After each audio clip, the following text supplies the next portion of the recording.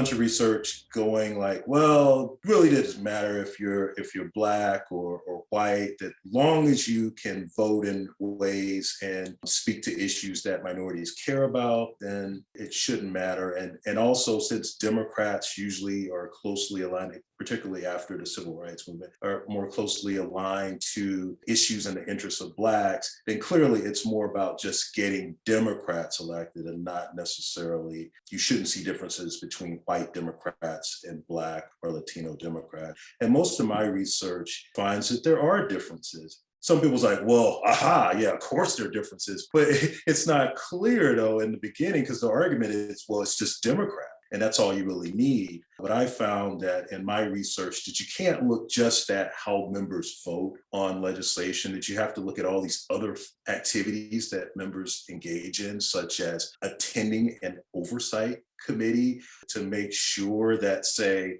the Department of Justice or U.S. Health and Human Services, that they're actually implementing many of the civil rights laws and social programs that minorities care about.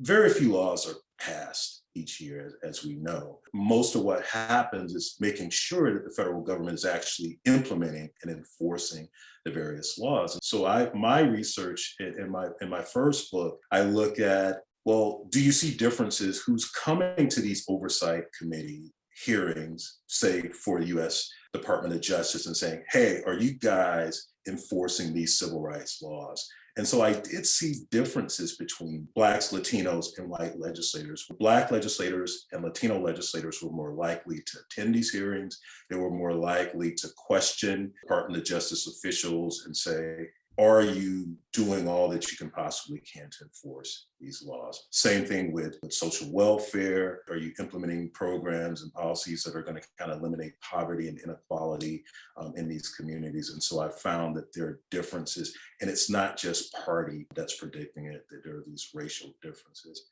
So the question you might ask, what makes race so different? When you look at party, why would you still see differences? You would imagine a coalition for Democrats is pretty much the same, right? My argument that it's this idea of this racial group consciousness that goes on. There's this obligation, racial and ethnic group consciousness. There's this obligation that goes back, maybe we can go back to W. Du Bois, this idea that you have to lift as you climb. And so this responsibility that members feel, and it's definitely that they have to do all they can to help uplift the minority community, to help eliminate any type of barriers. All members are concerned about getting elected, regardless of their race and ethnicity or their gender.